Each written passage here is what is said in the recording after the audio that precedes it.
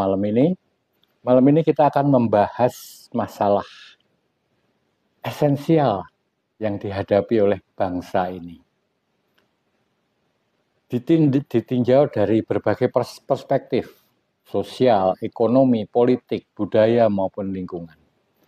Saya percaya bahwa Anda sudah sering mendengar masalah ini. Dan saya sudah mengumpulkan 10 macam masalah yang ada di Indonesia ini. Namun nanti kita akan meninjau apakah masalah ini betul-betul masalah yang ada atau ada penyebab lain.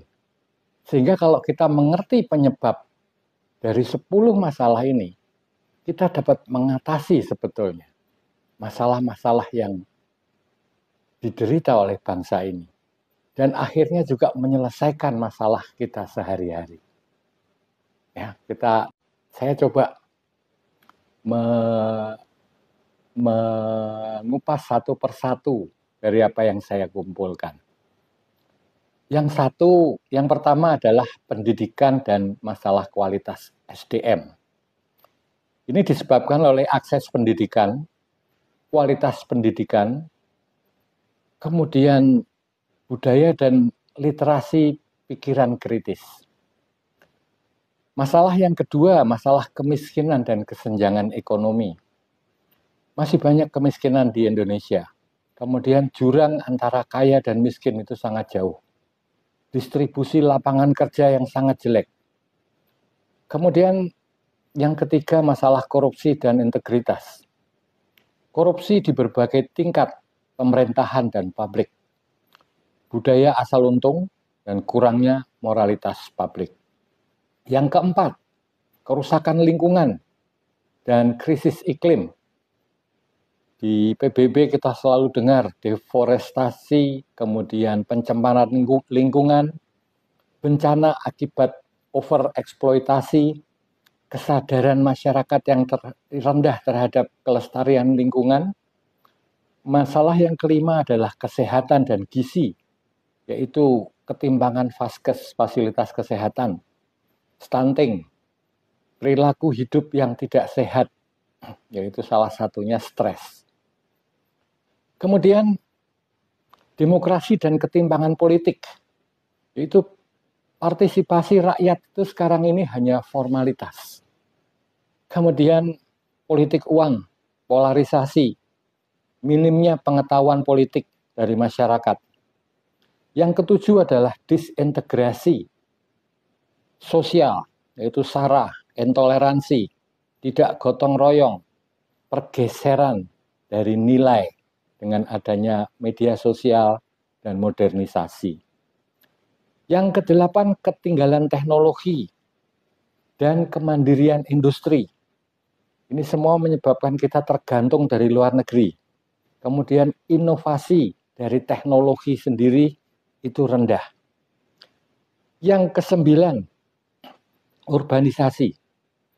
Tidak meratanya penduduk di desa maupun di kota menyebabkan berbagai masalah seperti masalah air minum, masalah polusi udara, dan lain sebagainya. Yang ke-10 adalah krisis identitas dan globalisasi. Hal ini disebabkan oleh arus budaya global yang menyebabkan dasar-dasar moral itu berubah. Nah, kalau saya sudah menyampaikan 10 ini, kira-kira ada nggak hubungannya sama masalah kita sehari-hari? Yaitu sulitnya mendapat lapangan kerja, kemudian kita juga mengalami berbagai benturan dalam masyarakat dengan pemerintah, sehingga baru-baru ini kita mengalami demo segala macam itu. Kemudian setelah itu kita melihat bahwa masalah ini sebetulnya saling berkaitan. Karena kurangnya pendidikan, kualitas SDM menyebabkan pekerjaan itu menjadi sulit. Kemudian egoisme dikarenakan globalisasi menyebabkan korupsi dan integritas yang turun, dan demokrasi ketimbangan politik yang naik.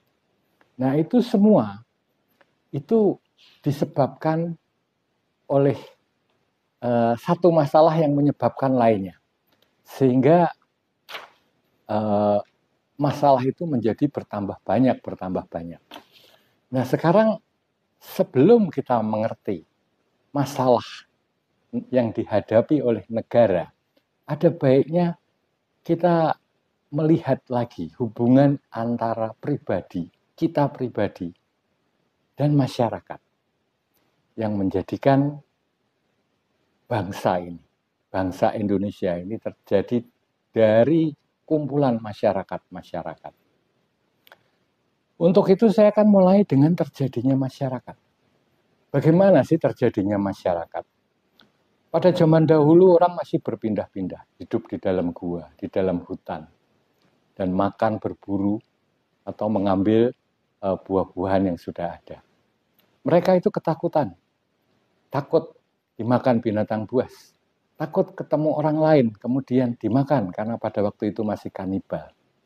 Kemudian menyebabkan ketika satu orang bertemu dengan lainnya, mereka memilih untuk hidup berkelompok.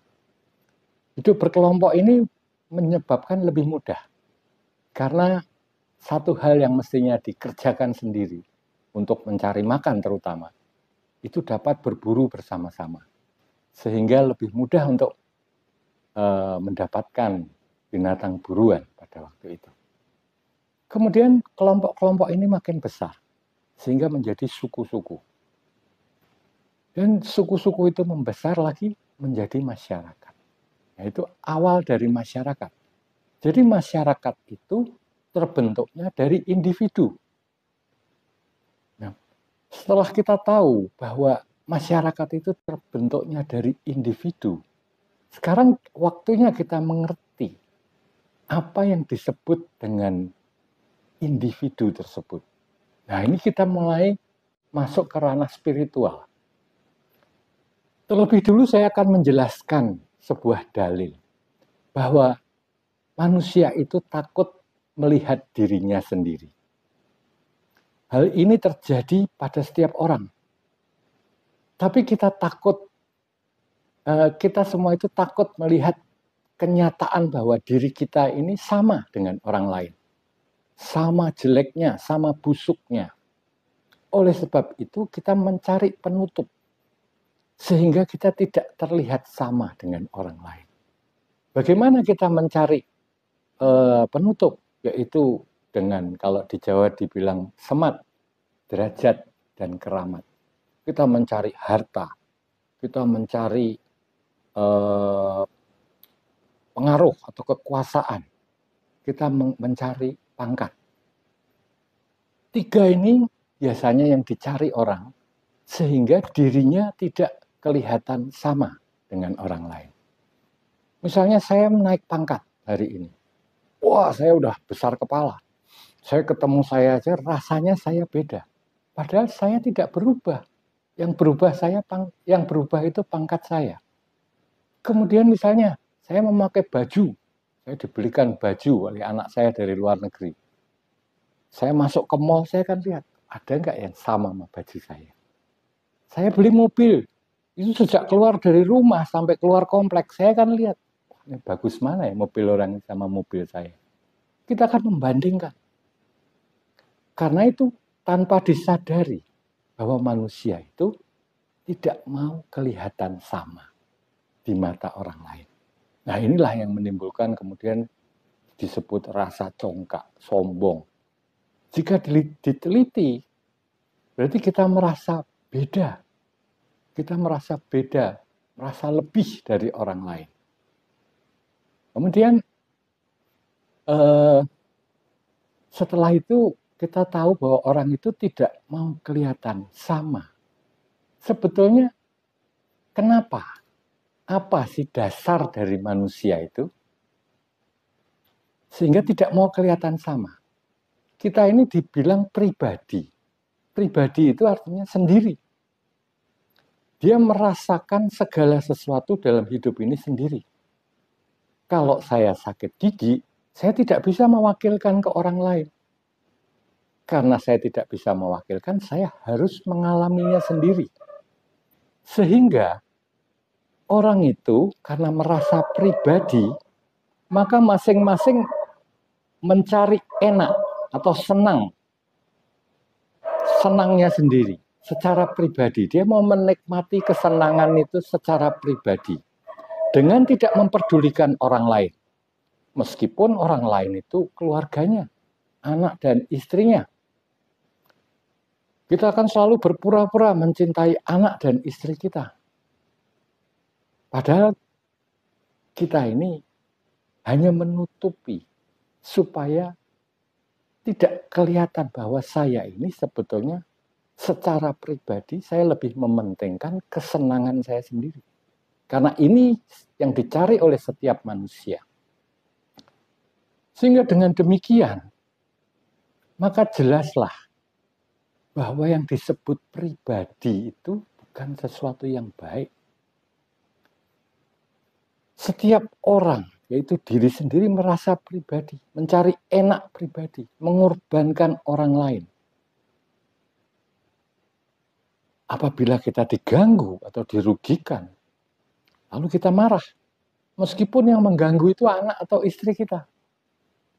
Jadi sifat manusia ini adalah buas, berbahaya. Kita marah ke anak kita ketika diganggu. Padahal marah itu tidak mengenakkan, melainkan menyakiti orang lain. Maka manusia itu lebih suka menyakiti orang lain daripada kesenangannya terganggu. Jadi manusia itu berbahaya sebetulnya. Manusia itu sewenang-wenang. Dia tidak peduli. Yang penting saya senang. Nah, ini adalah dasar pribadi atau individu yang membentuk masyarakat.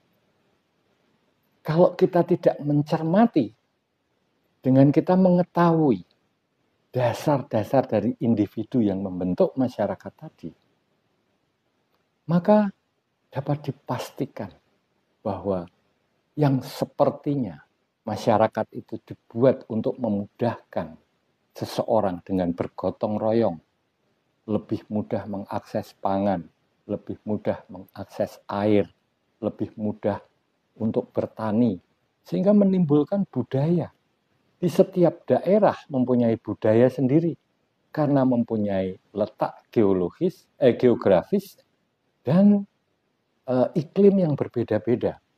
Nah, penyesuaian geografis dan iklim ini yang kemudian membentuk budaya. Tapi pelakunya sendiri itu adalah individu. Individu itu adalah seseorang yang mempunyai sifat berbahaya dan semena-mena. Nah, kemudian kalau kita mengerti bahwa kita ini sebetulnya, kalau manusia itu sebetulnya buas, berbahaya, sewenang-wenang, maka kita tidak bisa ditipu lagi dengan pernyataan adanya orang baik. Karena semua orang itu sama. Pada dasarnya mencari senangnya sendiri. Egois. Dengan pernyataan-pernyataan yang sering kita dengar. Pada waktu ada kampanye. Dari kampanye lurah sampai kampanye ke presiden. Mereka selalu memberikan janji-janji. Kalau kita mengerti dasar daripada individu, maka sebetulnya kita tidak bisa tertipu. Dan kemudian yang terjadi, setiap orang yang naik pada jenjang kekuasaan tertentu menjanjikan sesuatu, mau merubah negara, itu adalah ideologi yang kosong. Karena membentuk masyarakat dimulai dari individu, dirinya sendiri. Kemudian kelompok yang terkecil dari keluarga.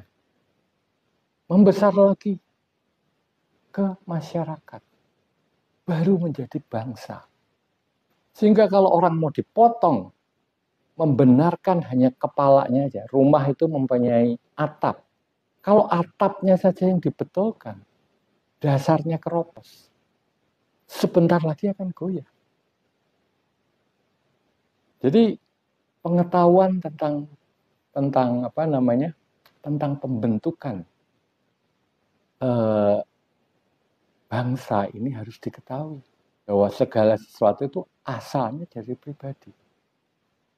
Di situ kita bisa tahu bahwa ternyata masyarakat itu adalah aku, adalah saya.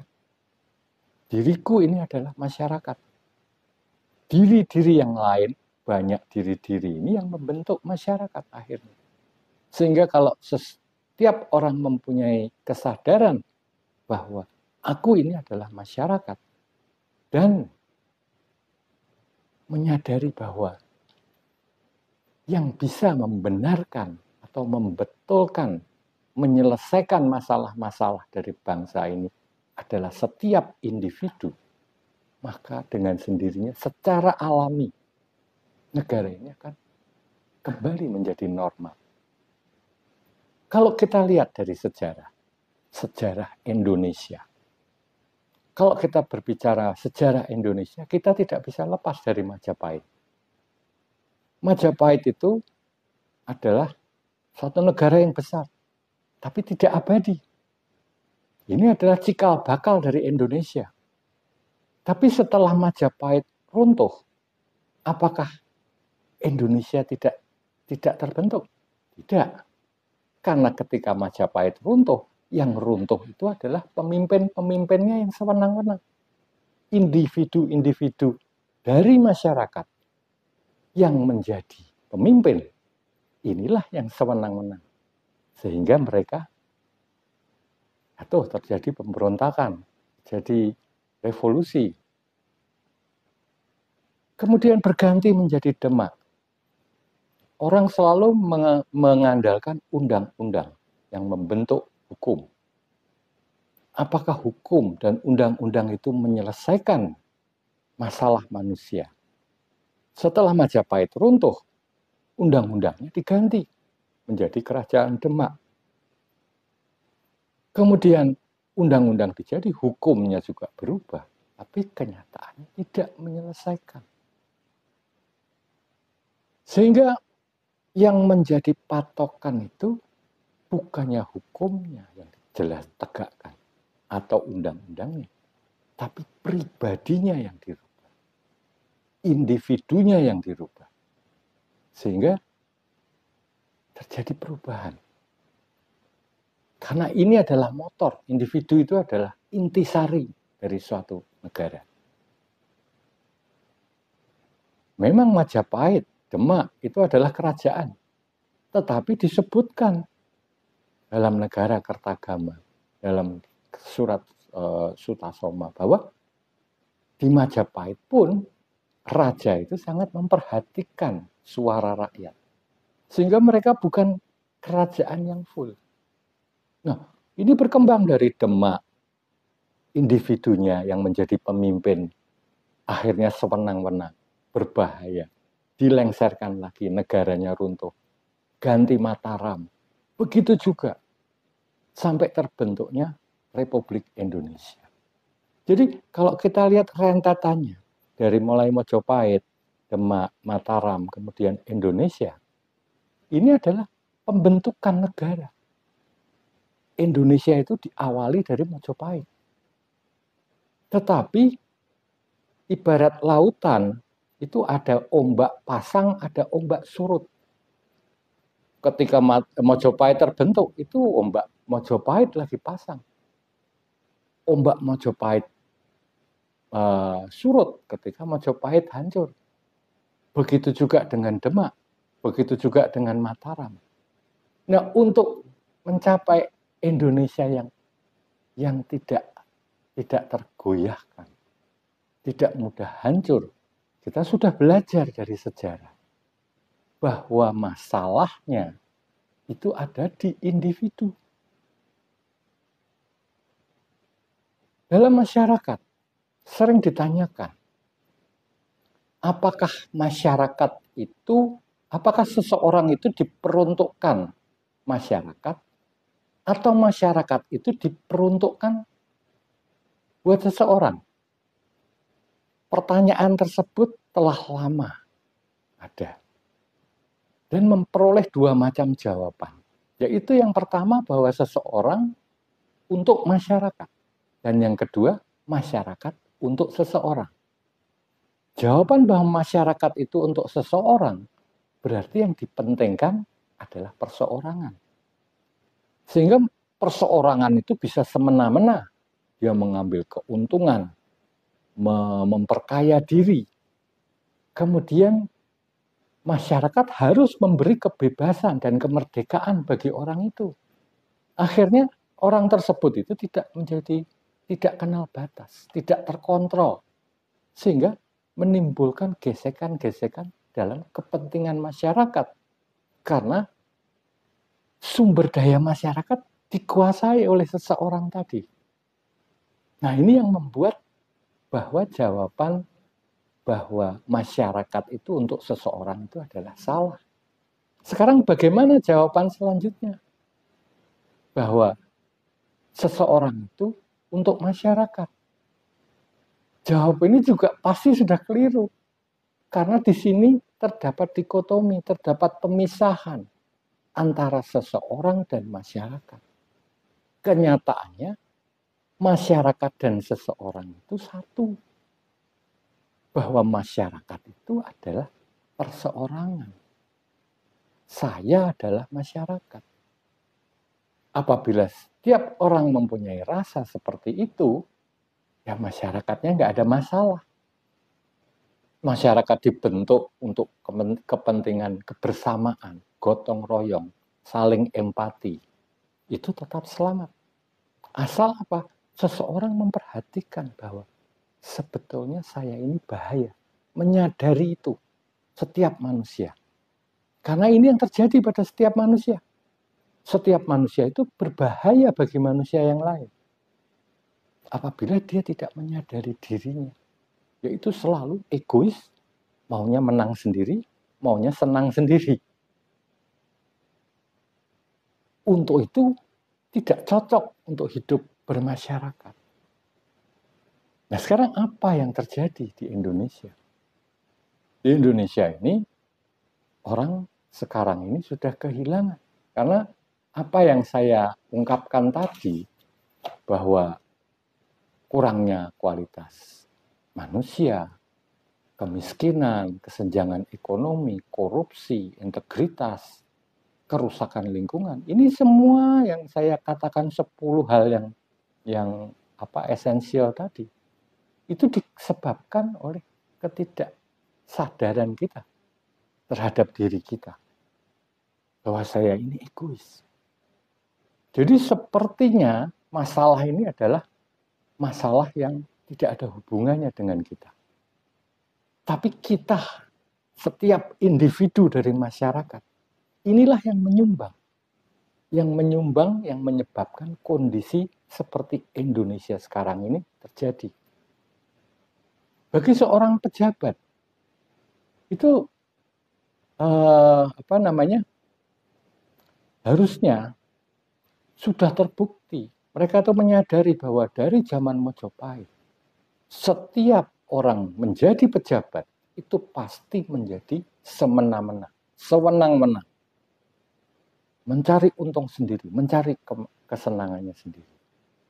Dulu sebagai masyarakat, dia mungkin punya power, tapi hanya sedikit. Tapi begitu menjadi pejabat, dia masih bersikap seperti itu. Ini membahayakan banyak orang. Sehingga kalau ditanya apakah bisa seseorang itu tidak menjadi sewenang-wenang, tidak menjadi menang-menangan, tidak semena-mena, tidak menjadi menang-menangan, tidak mencari kesenangan sendiri ketika diangkat menjadi pejabat. Tidak ada yang menggaransi. Karena yang bisa menjawab itu adalah individu. Individu ini begitu dia ditunjuk menjadi pejabat, saat itu juga dia harus menyadari bahwa ini bukan kemungkinan lagi. Bahwa setelah saya menjabat, pasti saya menang-menang. Pasti saya akan menang-menangan. Pasti saya mencari kesenangan saya sendiri. Sehingga orang itu bisa mawas diri. Setiap saat ketika dia menjabat. Apabila ini bisa terjadi, ini adalah garansi bahwa orang yang menjabat ini adalah orang yang berguna bagi negara. Orang yang dapat diberi mandat. Tapi sebelum manusia ini menyadari hal itu, sama. Sifat dasar manusia yang ditutupinya, dia akan mencari segala sesuatu untuk menunjukkan, nih saya berbeda. Ini tanpa disadari. Tapi kalau dari awal manusia itu sudah menyadari bahwa hal ini pasti terjadi, maka manusia ini, pejabat ini akan selamat. Selamat bagi dirinya sendiri karena tidak menjadi korban kemarahan rakyat, dan selamat bagi rakyat karena terbebas dari kesewenang-wenangan. Jadi kalau kita hendak membangun negara Indonesia yang abadi, kita harus senantiasa mengawasi diri kita sendiri yang berwatak tetap sehingga tidak sewenang. Karena masalah ini bukan masalah Indonesia, tapi masalah manusia. Manusia itu adalah esensi dari masyarakat, penggerak dari semuanya, yang menyebabkan masyarakat ada. Sehingga kita harus menyadari bahwa saat ini terjadi krisis moral, krisis spiritual, itu terjadi di masyarakat Indonesia. Kita menerima budaya-budaya dari luar tanpa kita menyeleksi mana yang cocok buat saya, mana yang tidak cocok, mana yang hanya menghambur-hamburkan uang, mana yang ada gunanya. Sehingga kita kehilangan identitas. Kita tidak tahu lagi moral ini akan ditaruh di mana. Moral yang selama puluhan tahun kita pegang untuk menjalani kehidupan. Moral yang kita ajarkan kepada anak-anak kita. Ini menjadi sesuatu yang abu-abu sekarang. Karena apa? Karena globalisasi, karena modernisasi. Karena adanya berita-berita yang sangat mudah kita dapat. Sehingga ya itu, sesuatu yang tadinya kita apatis. Karena ngapain sih saya mikir-mikir seperti itu? Lebih baik saya mikir masalah saya besok. Tapi ternyata tidak. Karena saya ini adalah masyarakat. Kalau saya menyelesaikan masyarakat lewat menyadari diri saya sendiri, dan semua orang ini melakukan hal yang sama, maka masalah di masyarakat ini akan selesai. Masalah di masyarakat ini selesai, akhirnya hidup saya juga jadi lebih enak. Pembagian rezeki lebih merata. Saya tidak diinjak-injak sama pemerintah. Kemudian pendidikan anak-anak saya lebih baik. Lapangan kerja lebih mudah. Ini semua, ini akan menjadi dampak yang juga ikut kita rasakan sebagai individu yang ada di masyarakat. Sehingga saya berharap apa yang saya sampaikan malam ini bisa Anda terima, Anda sebarkan juga ke teman-teman Anda. Makin banyak orang tahu, makin banyak orang menyadari hal ini. Bahwa hanya dengan menyadari diri sendiri, bahwa diri sendiri ini adalah buas, bahaya, semena-mena, mencari kesenangan sendiri. Karena apa? Karena kerusakan di negara kita ini udah bukan hanya di atas, tapi hampir di setiap lini masyarakat itu sudah terjadi seperti itu. Karena apa? Memang masyarakat ini sekarang sudah hilang gotong royongnya, empatinya satu orang terhadap yang lain. Karena apa? Karena globalisasi. Karena dibuat seperti itu oleh keadaan dan manusia tidak menyadari. Sehingga satu orang menyadari, menyebarkan ini, paling tidak ada sebagian manusia yang berubah. Sebagian orang yang berubah ini sudah mempengaruhi kondisi di masyarakat. Manusia menyadari itu, orang jadi kritis, orang menjadi mempertanyakan hal-hal yang tidak masuk akal, tidak berpikiran yang tidak logis, sehingga sulit untuk dipermainkan. Sehingga apa? Kondisinya stabil negara ini. Dengan kondisi stabil, orang juga mudah berusaha. Sehingga lapangan kerja menjadi ada lagi. Terlepas bagaimana mereka mau menyelesaikan di atas, itu urusan mereka. Urusan kita adalah mengurusi diri kita sendiri. Menyadari bahwa kita ini adalah masyarakat. Nah, itu yang akan saya sampaikan. Apabila apa yang saya katakan ini ada yang tidak jelas atau ada yang ingin didiskusikan, ayo kita diskusikan.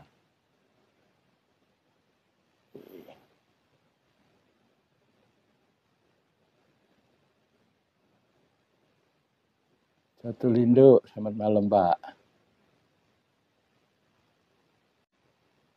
Bang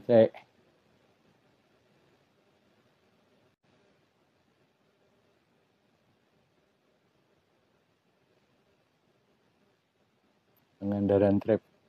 Wah, terima kasih Pak Fendi.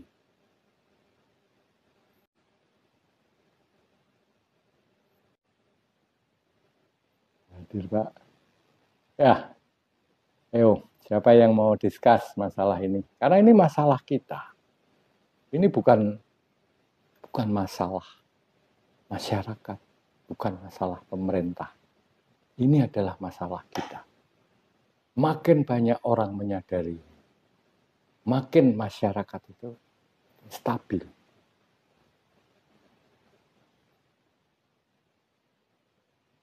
Kalau kita menyadari semuanya itu, empati kita bisa timbul lagi. Kita bisa merasakan diri kita. Kita bisa merasakan orang lain. Bebas dari konflik baik di dalam maupun konflik di luar.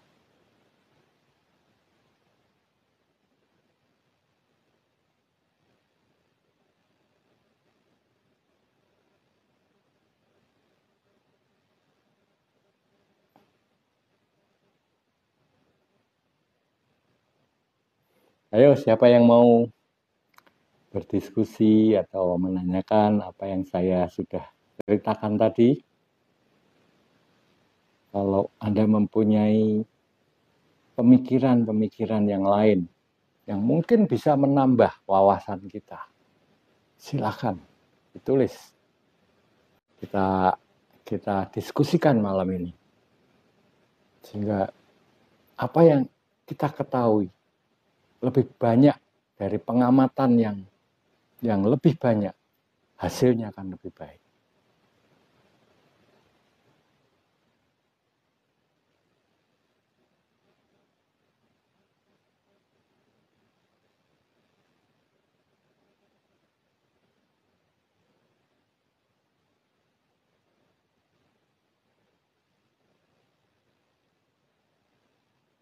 Ya, saya tunggu sebentar.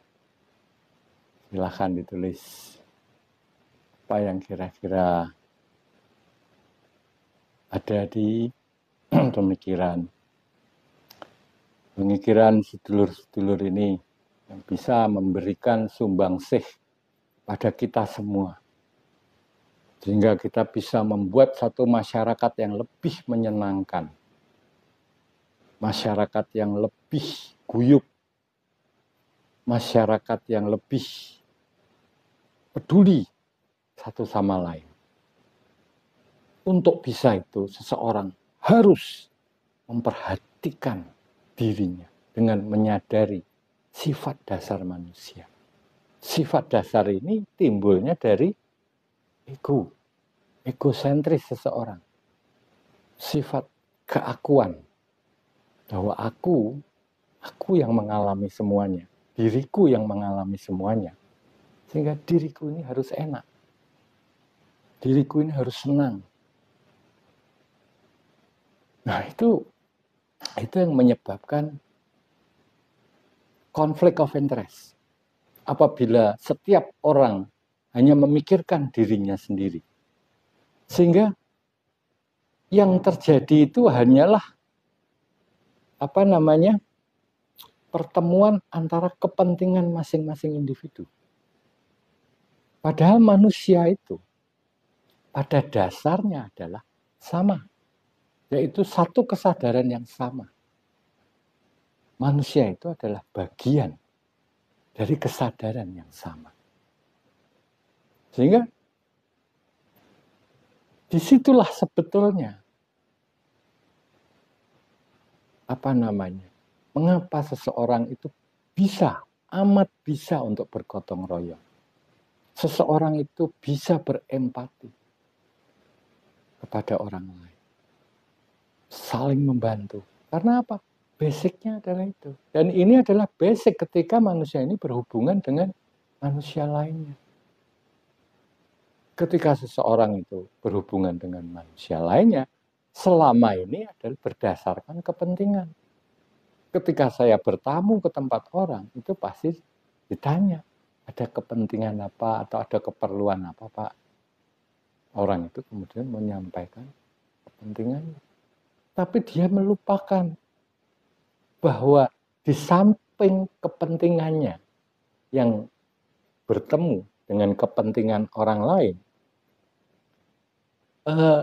ada satu hal yang hakiki, yang lebih dari itu, yaitu masalah keberadaan. Bahwa keberadaan kita ini dan keberadaan orang lain sama. Kalau kita berangkat dari situ, ini kepentingan ini menjadi nomor 2. Karena kita bisa take and give ketika kita sudah masuk dalam satu keberadaan yang sama. Kita bisa mengasihi seseorang, kita bisa mengampuni seseorang, kita bisa memaafkan seseorang. Kalau seseorang itu sebetulnya adalah diri kita sendiri. Kita nggak bisa memaafkan orang. Kalau orang itu adalah orang lain. Kita itu hanya bisa mencintai diri kita. Tapi dengan pengertian bahwa orang lain itu adalah saya. Kehadiran orang lain itu adalah kehadiran saya. Sehingga saya tidak terpisah. Saya menjadi satu dengan orang lain. Hal ini yang menimbulkan pengertian bahwa manusia ini sebetulnya adalah satu. Berdasarkan ini, manusia bisa berempati terhadap orang lain. Manusia bisa menolong orang lain. Manusia bisa mengampuni orang lain. Nah, mengampuni orang lain, inilah yang menimbulkan welas asih nantinya. Nah, Mandar Al-Jurb, bagaimana contoh agar bisa menyadari dari dasar ego manusia. Oke. Jadi manusia yang kita sebut manusia itu seperti apa yang pernah saya katakan sebelumnya, bahwa manusia itu terdiri dari 2 unsur yang utama, yaitu unsur kesadaran atau keberadaan. Unsur yang lain adalah unsur yang mengerti atau pikiran. Ego itu lahir dari keduanya, baik pikiran maupun keberadaan. Pikiran terjadi dari apa? Dari pengalaman seseorang. Pengalaman seseorang dari kecil menjadi dewasa sampai tua. Ini pengalaman-pengalaman tadi membentuk satu image, atau orang menyebutnya self-image. Gambaran tentang diri saya. Gambaran tentang diri saya ini adalah keyakinan saya tentang diri saya. Karena ini tentang diri, dan keberadaan itu juga meminjamkan rasa adanya pada tubuh saya. Meminjamkan rasa adanya pada segala sesuatu di luar diri saya. Sehingga seolah-olah saya ini adalah makhluk. Padahal kita tuh bentukan dari pikiran tadi hanyalah pengalaman. Pengalaman yang bergerak. Karena apa? Ini pengalaman ini akan muncul lagi untuk menyelesaikan masalah berikutnya. Yang kemudian menjadi image lagi, disimpan lagi. Jadi ini adalah gerakan pikiran. Gerakan pikiran ini seolah-olah hidup sebagai makhluk karena dipinjami keberadaan kita. Badan kita ini seolah-olah ada, sehingga kalau yang berpikir itu seolah-olah aku yang berpikir. Padahal berpikir ini adalah satu gerakan mekanik. Gerakan yang seperti mesin di dalam tubuh, seperti komputer. Begitu ada input data, di enter, pasti dia bekerja. Kemudian hasilnya apa keluar? Tidak ada yang berpikir di situ. Sehingga apa yang kita lakukan ini, kita tidak sadar bahwa yang aku sebut diriku, yang terjadi dari bentukan pikiran, yang sebetulnya adalah pengalaman-pengalaman yang menjadi gambaran tentang diriku, itu sebetulnya tidak pernah ada. Itu hanyalah sesuatu yang diimajinasikan oleh pikiran. Bahwa tubuh ini, aku yang berpikir, aku yang melakukan itu. Seolah-olah itu adalah makhluk. Padahal itu bentuknya apa? Pikiran. Adanya di mana? Di alam mental. Tidak ada. Ego itu adanya di alam mental. Dia bukan makhluk, tapi karena dipinjami keberadaan dari aku tadi. Aku itu adalah rasa yang ada dan rasa yang mengerti ada tadi. Adanya ini dipinjamkan. Seolah-olah kita ini adalah satu makhluk hidup.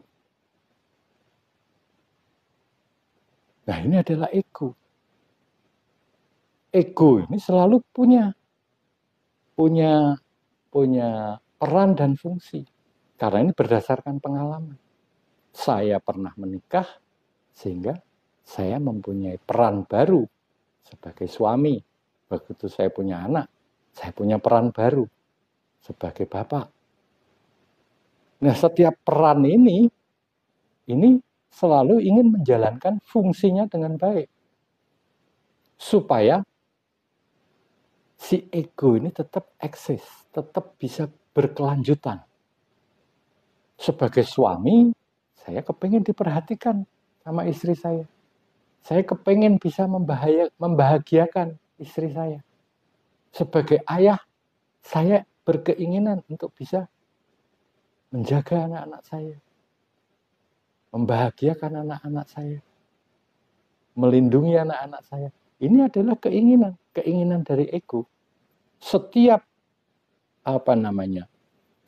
peran dari ego yang diberikan tadi, enggak jumlahnya ada banyak, itu mempunyai keinginan.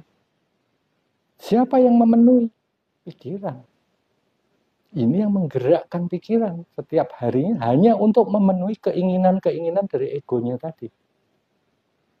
Apa yang kita pikirkan selain kita, meskipun itu masalahnya seperti masalah pekerjaan. Tapi buntutnya apa? Kalau saya bisa menyelesaikan pekerjaan ini, saya akan mendapat mungkin gaji tambahan atau pendapatan atau kemungkinan kenaikan pangkat sehingga keluarga saya akan meningkat. Nah, ini semua itu adalah kepentingan dari ego. Kalau kita menyadari dengan cara memperhatikan hingga kita mengerti. Jadi memperhatikan itu bukan hanya melihat keluar sehingga saya tahu apa yang saya lihat.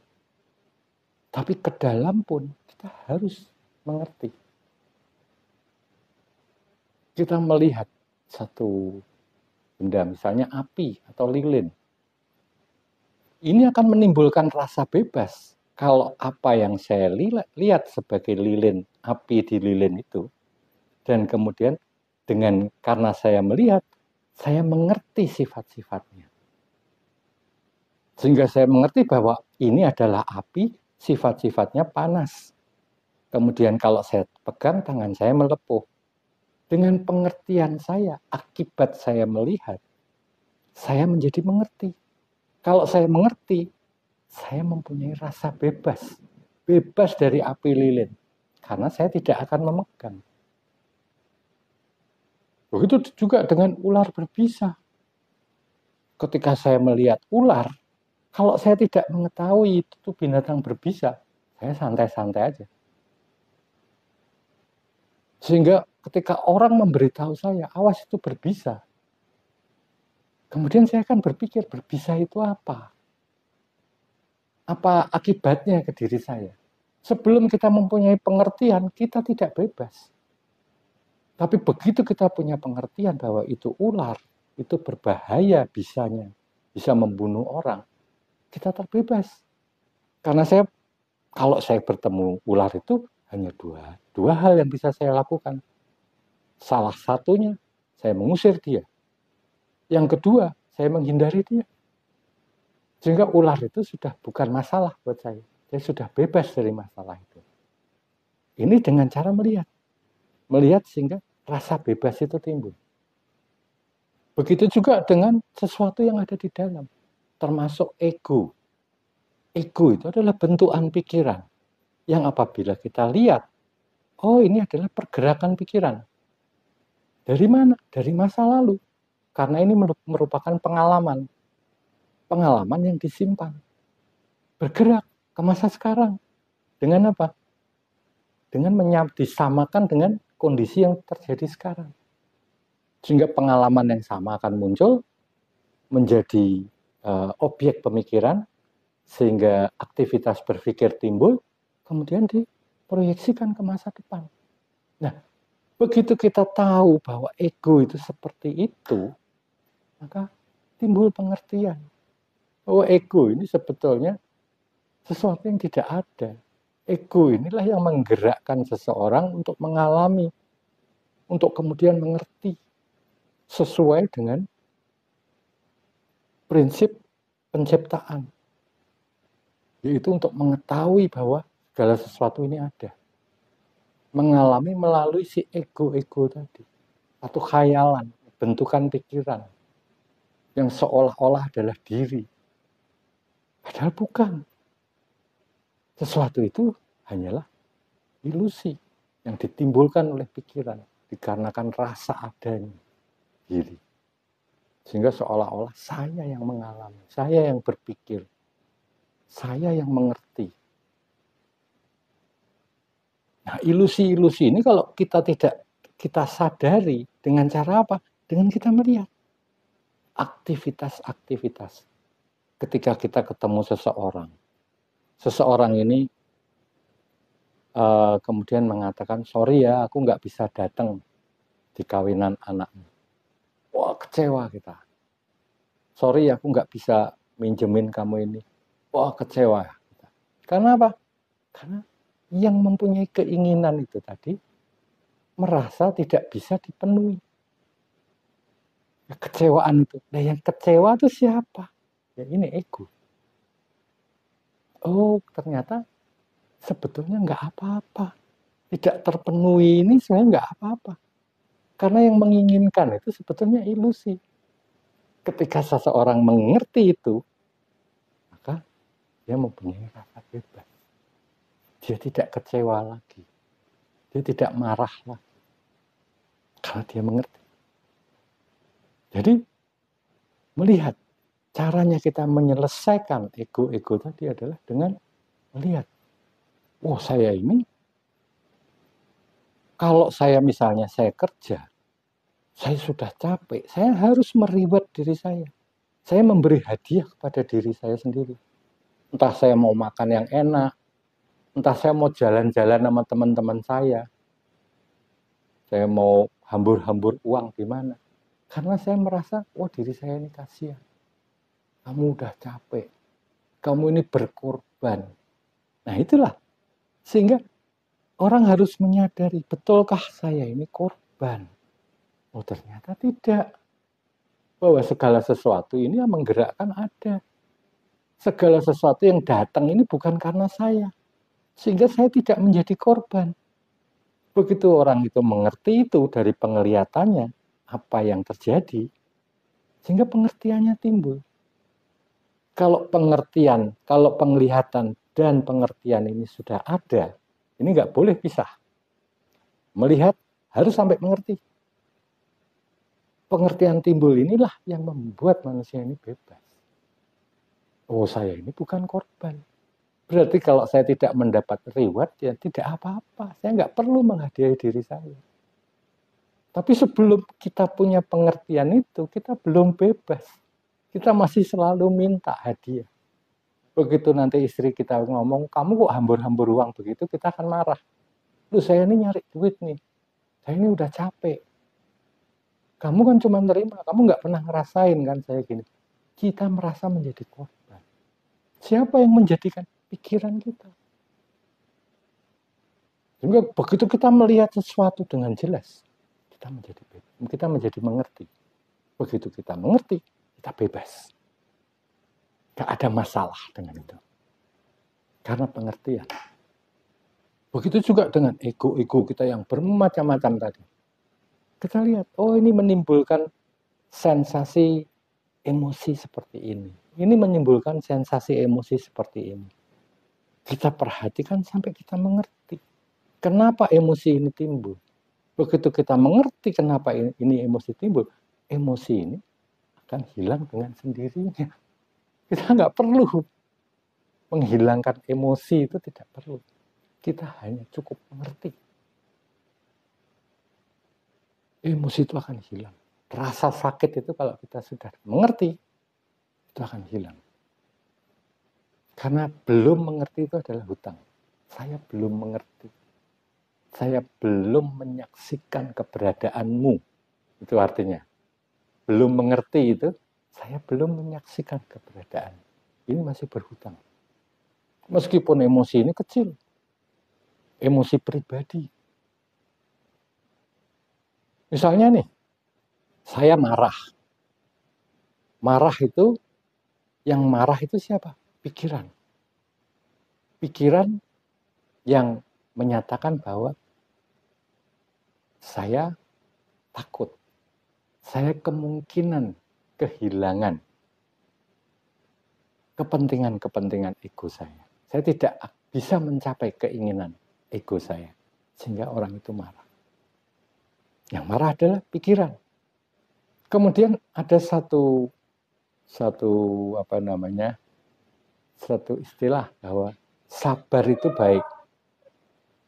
Sabar itu baik. Sehingga orang itu menginginkan sabar. Dirinya marah saat ini. Kemudian ada satu yang namanya sabar. Dia mendambakan apa yang namanya sabar. Yang tidak ada saat ini. Tapi hanya pengertian bahwa sabar itu ada. Sabar itu baik. Dia mendambakan sabar. Sehingga apa? Dia menahan marah. Nah, ini terjadi konflik. Saya ini marah. Yang kedua, saya ini menahan marah. Loh, terus saya yang mana? Ini konflik yang tidak disadari oleh manusia itu sendiri. Saya yang mana? Saya yang marah atau saya yang menahan marah? Begitu kita lihat lagi, oh ternyata tadi saya marah terhadap seseorang, begitu saya menahan marah, saya marah terhadap diri saya sendiri. Jadi saya ini memang marah. Setelah pengertian itu timbul, orang itu jadi mengerti, saya ini marah. Yang tadi marahnya keluar, sekarang marahnya ke dalam, saya tahan. Setelah dia mengerti, hilang rasa marahnya. Tanpa saya nggak mau marah. Tak perlu. Karena hanya cukup memperhatikan. Kita mengerti. Kita bisa mengerti. Setelah kita mengerti, solve the problem. Selesai. Bebas saya. Dari rasa marah, dari rasa kecewa, dari rasa takut. Itu semua sama. Nah, ini adalah cara melihat ego.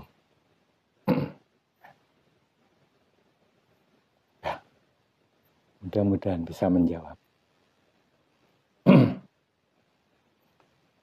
Pak Eto Evit, kalau boleh berpendapat bahwa hidup udah diatur sesuai aturannya, kita hanya bisa mengingatkan semoga lebih baik. Ya betul. Bahwa hidup ini sebetulnya adalah cerita. Cerita yang sudah jadi. Kalau kita nonton film itu udah selesai. Kita sebagai pemeran utama di situ. Tapi namanya film atau cerita itu tidak ada. Ini saya setuju sekali. Namun demikian, kita ini masih tetap harus menghadapi kehidupan. Apakah kita mau selama hidup kita ini merasakan sesuatu yang tidak enak terus? Padahal kita bisa merubah. Kalau memang kita tidak bisa merubah, itu lain hal. Tapi kita bisa berbuat sesuatu yang tidak sulit. Karena saya hanya cukup menyadari diri saya. Apabila semua individu ini menyadari dirinya sendiri, maka perubahan secara alami itu akan terjadi dengan sendirinya. Sehingga kalau memang hidup ini sudah diatur, betul, tidak salah sama sekali. Hidup manusia ini sudah selesai. Cuman dia belum tahu, karena dia menjalaninya belum selesai. Sehingga akhirnya itu tidak diketahui. Peran yang belum diperankan itu tidak diketahui. Tetapi diri ini loh, aku yang setiap hari mengkhawatirkan anak-anakku. Apakah nanti setelah sekolah itu mereka bisa dapat kerjaan? Apakah nanti mereka itu bisa menafkahi cucu-cucu saya? Apakah mereka ini masih mendapat kesempatan-kesempatan yang sama dengan apa yang saya dapat dulu? Apakah macam-macam? Apakah udara yang dihirup ini akan masih cukup bagus untuk cucu-cucu saya? Ini kita tidak melakukan suatu olah teknologi yang tinggi, tapi semuanya itu berawal dari kesadaran. Dari awal saya ngerokok, kalau saya ngerokok puntung saya ini nggak bisa busuk. Ini udah kesadaran. Kalau saya semena-mena, saya mau nyarinya enak sendiri, saya buang puntung. Tapi kalau saya tidak semena-mena, saya tidak mau mencari menangnya sendiri. Saya akan mencari tempat di mana saya bisa membuang. Akibatnya apa? Ini tidak merusak tanah. Kalau satu orang berbuat begitu, bagaimana kalau 1 juta orang? Dia membuang puntung di situ yang sama. Rusak tanah di situ. Ini bisa dihindari. Bukan karena hukuman. Tapi karena setiap orang itu menyadari. Apa yang disadari? Saya ini semena-mena. Saya ini nyari enaknya sendiri.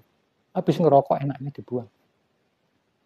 Laki-laki berhubungan tidak mau pakai kontrasepsi padahal anaknya udah banyak. Ini semena-mena. Semena-mena terhadap anak-anaknya nanti, semena-mena terhadap istrinya. Dia mau nyari enak sendiri. Nah, ini tuh disadari. Ini hanya bisa resolve, hanya bisa diselesaikan apabila semua individu itu bisa menyadari hal. Tidak perlu semuanya lah, 80%, 60% itu lebih baik daripada tidak sama sekali.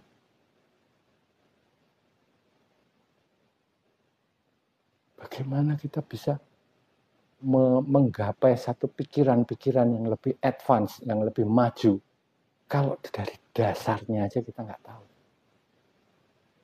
Dari dasarnya kita harus menyadari. Saya semena-mena, saya kalau udah makan saya ngelonjor aja, saya nggak peduli. Istri saya masih butuh ngobrol sama saya, mau tanya ini, mau tanya itu, besok dia harus ngurus ini. Tidur aja saya. Ini kalau saya tidak menyadari, saya semena-mena. Hal-hal yang kecil ini, masyarakat itu dimulai dari diri sendiri. Begitu dia sudah tahu dirinya sendiri, dia tahu rasanya anak-anak